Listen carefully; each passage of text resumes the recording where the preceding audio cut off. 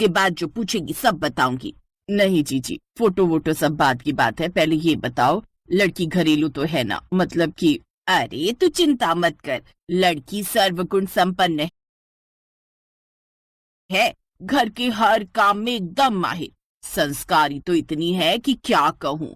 और सोने पे सुहागे वाली बात ये कि महीने की बढ़िया सैलरी भी उठाती है, आईटी कंपनी में जॉब करती है, और बस हो गया जीजी, इससे आगे कुछ ना ही बोलो तो अच्छा है। हैं? अरे पर अभी तो मैंने सब कुछ बताया भी नहीं, जो नहीं सुनना था वो तो बता दिया ना आपने। अरे क्या खाक सर्वगुण संपन्न लड़की होगी ये, जो हर रोज घर से बाहर 10 आदमियों के बीच उठती बैठती है। ये तू कैसी बातें कर रही है मंदू? तेरा ऋषभ भी तो आईटी कंपनी में जॉब करता है, और उसके साथ भी तो कितनी लड़कियां काम करती हैं। और उन लड़कियों के रंग ढंग देखकर ही मैंने तय किया है कि मैं अपने ऋषभ की शादी ऐसी लड़की से करूंगी जो घर को मंदिर समझे और घर वालों को देवता समान। ऋषभ के जन्मदिन पर देखा था मैंने उन लड़कियों को, एक से बढ़कर एक बेशरम, आदमियों जैसे कपड़े पहनकर कैसे तू तड़ाक करके बातें कर रही थी मेरे ऋषभ से। छी छी छी। ओहो मंदू, तू भी ना गांव से शहर तो आ गई, पर अपनी गांव वाली सोच भी साथ ले आई। यहाँ शहर में ऐसा ही चलता है, लड़कियां बाहर नौकरी भी करती हैं और घर भी खूब अच्छे से संभाल लेती हैं। क्या खाक अच्छे से संभालती हैं? अब दूर क्या जाना, आप खुद अपनी बहू को ही देख लो। हाँ तो क्या बुराई है मेरी बहू में? अच्छी तो है। हाँ अच्छी है, लेकिन बस बातें बनाने में, सारा दिन फोन पर पटर पटर पटर, और घर का सारा काम तो नौकरों से करवाती है। ऐसा नहीं होता है मंदू, आरती घर से काम करती है तो उसे फोन पर ही सब कुछ संभालना होता है। और रही बात नौकरों की तो बस करो जीजी, मुझे आपसे कोई बहस नहीं करनी, और आपने मेरे ऋषभ की चिंता छोड़ी तो मैं खुद ढूंढ लूंगी अपने लिए सर्वगुण संपन्न बहुरानी, जो आपकी आरती से तो बेहतर ही होगी।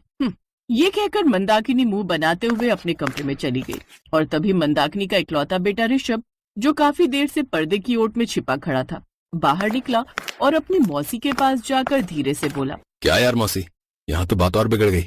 अब तेरी माँ की बुद्धि ही बिगड़ी हुई है तो मैं क्या करूँ? शुक्र मना कि मैं चुप रह गई, वरना आज तो यही हो जानी थी महाभारत। लेकिन अब मैं कभी मंदू से इस बारे में बात नहीं करूंगी। बताओ, मेरी बहू कोई बीच में ले आई है तो? अरे नहीं नहीं मौसी, एक आपका ही तो सारा है, वरना बंधु के लिए मेरा मतलब है कि वंदना के लिए माँ तो कौन तैयार कर पाएगा? दुनिया की कोई ताकत नहीं कर सकती। तेरी माँ को बचपन से जानती हूँ, बहुत तड़ियल है वो। उसने तय कर लिया है कि वो नौकरी वाली मॉडर्न बहू नहीं लाएगी तो बस वो नहीं ही लाएगी। मेरी माँ तो जाकर वंदना से कोर्ट मैरिज कर ले, बस तब ये कुछ नहीं कर पाएगी। कैसे बात कर रही हो मौसी?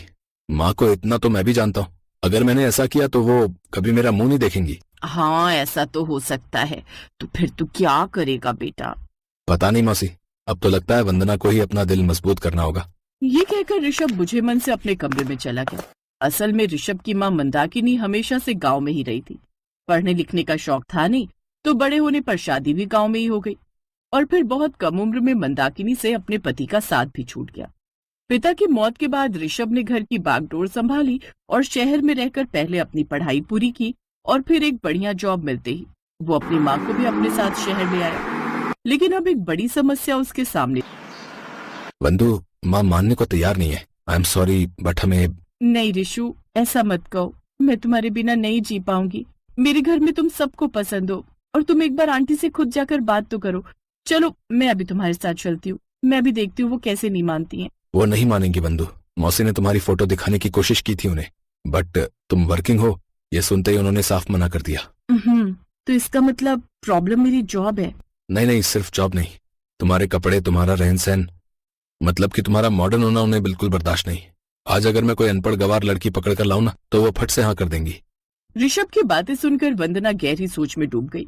तभी ऋषभ ने उससे कहा, बंधु, मैं तुमसे प्यार करता हूँ, पर मैं अपनी माँ को भी अकेला नहीं छोड़ सकता। पापा बहुत पहले ही उन्हें अकेला छोड़कर भगवान के पास चले गए थे, और अब अगर मैं भी। बोलते हुए ऋषभ का गला भर आया था और उसकी आंखें भी नम थी। तब वंदना ने उसे समझाते हुए कहा, ऋषभ, मैं कभी तुम्हारे और तुम्हारी माँ के बीच दीवार नहीं बनना चाहती, बट मैं वो बहू जरूर बन सकती हूँ जो उन्हें पसंद आ जाए। मतलब? फिर वंदना ने वो सब कुछ ऋषभ से कह डाला जो उसके दिमाग में चल रहा था। और फिर ठीक 1 हफ्ते बाद, हेलो जीजी, कैसी हो? मैं ठीक हूँ, तू सुना आज मेरी याद कैसे आ गई? अरे वो ऋषभ का रिश्ता पक्का कर दिया है ना, तो बस यही खुशखबरी देने के लिए फोन किया था। अच्छा, अब ऋषभ तैयार हो गया शादी के लिए? अरे जीजी, वो खुद ही तो ढूंढ लाया है अपनी दुल्हन।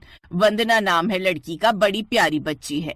पर तू तू कैसे मान गई? मानती कैसे नहीं, मेरा ऋषु ऐसे हीरा लड़की ढूंढ कर जो लाया है। गांव की एकदम सीधी सादी, बोलना तो जैसे जानती नहीं है, सारा दिन बस घर के कामों में लगी रहती है। सच्ची जी, भगवान ने मेरी सुन ली। अल्लो, असली बात तो मैं बताना ही भूल गई। शादी का मुहूर्त अगले महीने का है, तो आप तो बस सामान बांधना शुरू कर दो। और इस तरह ऋषभ और वंदना की शादी तो किसी तरह हो गई।